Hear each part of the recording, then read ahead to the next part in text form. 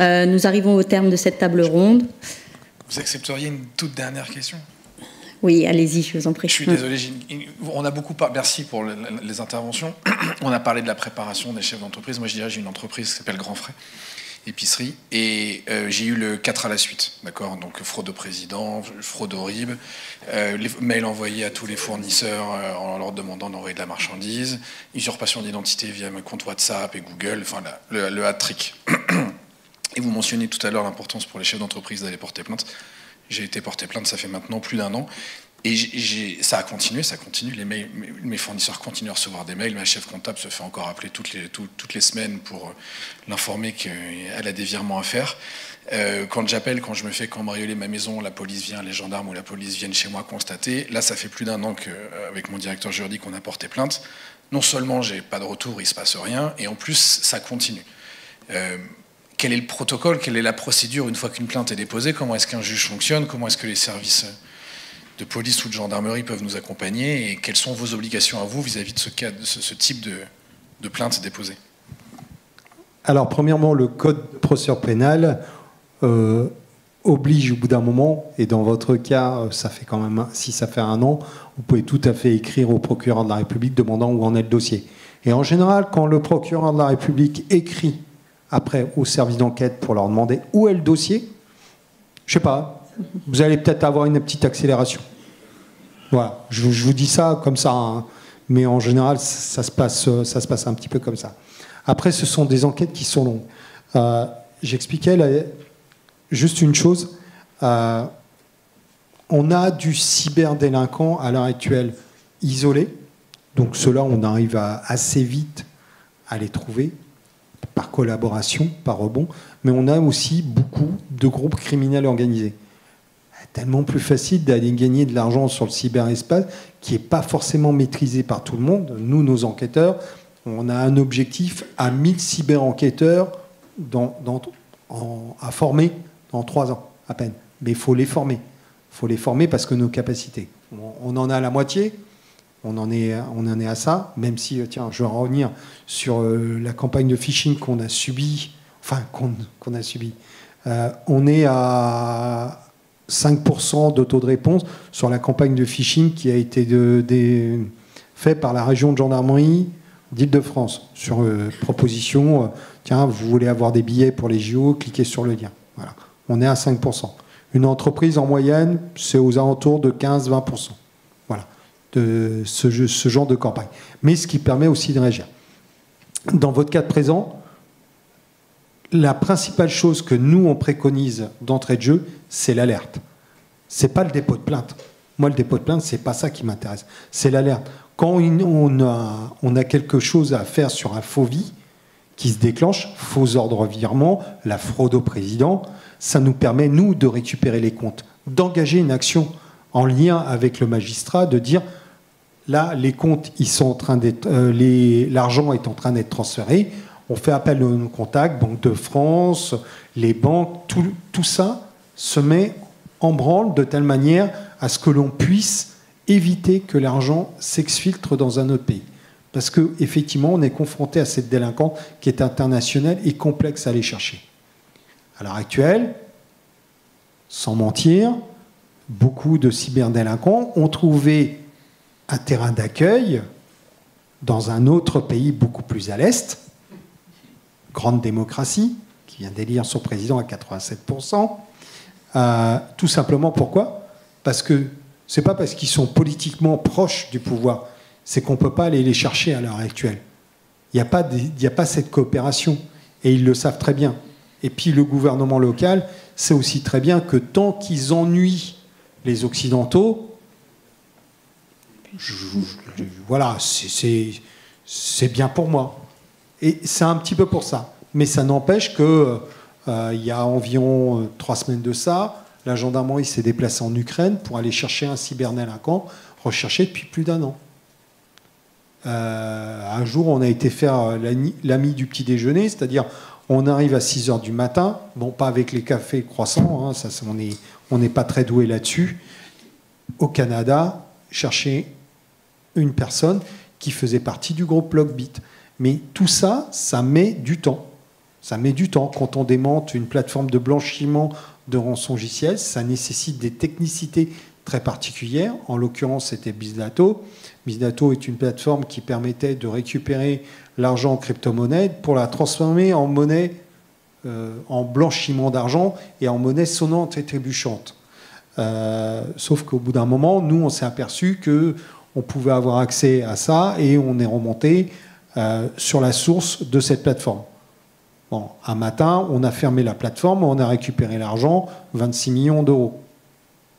La petite histoire derrière, c'est que sur cette histoire de Bizdata, l'administrateur du serveur disait à tout le monde, on se fait attaquer, on se fait attaquer. On a été quand même obligé de lui envoyer un mail en lui disant non, non, vous ne vous faites pas attaquer. C'est la gendarmerie française qui est venue récupérer de l'argent, illégalement acquis. Voilà. Mais ça prend du temps, ça prend des techniques particulières. On tape sur des crypto-monnaies, on tape sur des gens qui sont quand même assez habiles et qui sont inventifs au fil de l'eau. Vous voyez, on court un peu après, on arrive à les rattraper, et parfois dans des cas comme ça, ça dépend aussi de la coopération internationale. Il y a des pays qui sont plus enclins à faire de la fraude au président. En revanche, là où vous recevez encore des campagnes de mail, c'est que vos données ont été exposées au bout d'un moment quelque part. Le fait de continuer à avoir ce genre de choses, c'est vos données ont été exposées. Donc il faut voir après comment, dans le détail, comment arrêter l'hémorragie sur ce sujet. Je complète parce qu'effectivement, votre remarque est intéressante, ça continue. Comme vous l'avez remarqué, aujourd'hui, on vit dans un monde de plus en plus numérique, ça a été évoqué au niveau de cette table ronde, et on est bien d'accord, on est tombé sur des attaques qui sont clairement animées par des motifs crapuleux. Il y a beaucoup d'argent en jeu. Du fait de la démocratisation également de certains outils graphiques, d'accès, etc., ça ne cessera plus. Je pense que ça ne cessera plus. Donc aujourd'hui, on doit vivre avec. On doit mettre en place un certain nombre de process, de mesures et de points de vigilance pour éviter effectivement de se faire avoir. Mais je pense qu'effectivement, par rapport à ce numérique qui nous entoure de plus en plus, quelles que soient nos activités, et les attaquants l'ont bien compris, ils vont continuer. Donc on peut faire tomber un réseau, 2 réseaux, 3 réseaux. Il y a aussi des domaines comme malheureusement dans certains cas celui des réseaux de stupéfiants. On va couper la tête à un réseau de réseaux, il y en a 2 qui les remplacent. Enfin, voilà, on est vraiment là aujourd'hui sur je pense à une période pivot en termes de cyberattaque, mais également de cyber-résilience, qui fait qu'on se doit aujourd'hui d'appliquer des bonnes pratiques et d'anticiper ce type d'attaque. Je vais rajouter un dernier point et après je m'arrête pour rebondir sur ce que dit Jean-François. Effectivement, dans ces fameux pays démocratiques, c'est un gentleman agreement. Vous faites votre petit business cybercriminel, on vous protège. En revanche, quand on a besoin de vous, ce qui est le cas, vous faites allégeance au pays, vous nous donnez un coup de main avec votre technicité. Et donc c'est très difficile à casser.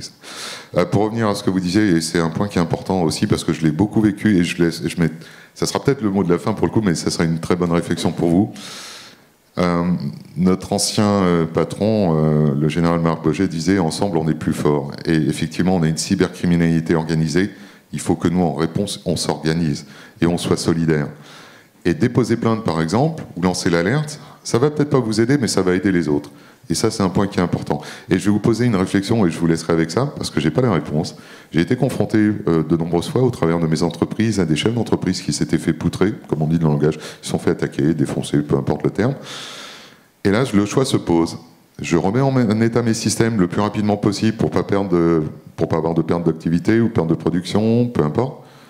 Ou est-ce que je laisse la chose en plan parce que, avec la vision gendarmerie, un cybercrime, c'est un crime. Donc c'est une scène de crime.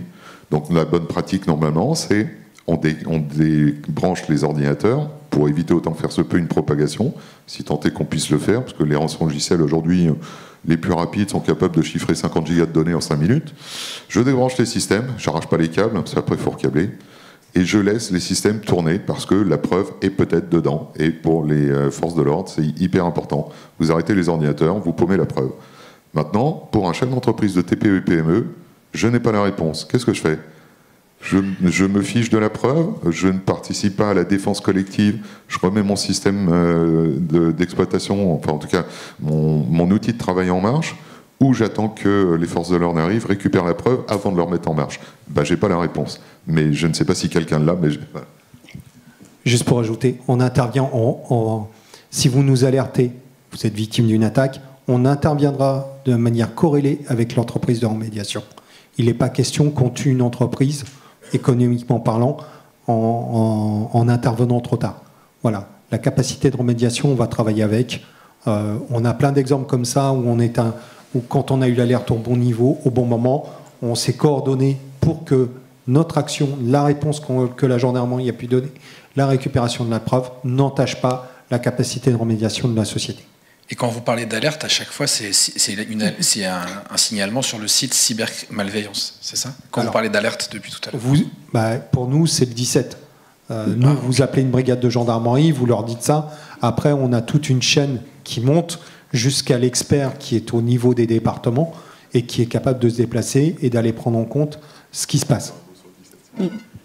Je me permets de préciser, vous avez raison de le dire, la plateforme en tant que telle, Cybermalveillance Gouv.fr, n'est pas une plateforme de signalement. C'est une espèce de grosse gare de triage par le biais de laquelle vous allez pouvoir être mis en relation avec un service ou un représentant des forces de sécurité intérieure de manière adaptée, à l'image aujourd'hui de la brigade numérique de la gendarmerie nationale ou d'info-escroquerie. Et effectivement, là, vous allez pouvoir rentrer dans un processus de déclaration et d'aide, éventuellement, de déclenchement d'une enquête judiciaire. Merci à tous les trois, parce que je crois que c'était riche et c'était dense. Merci à vous pour votre écoute. J'espère qu'en effet, ces différents témoignages vous aideront à vous prémunir contre le risque cyber et puis que vous avez les bons réflexes maintenant à adopter en cas de cyberattaque.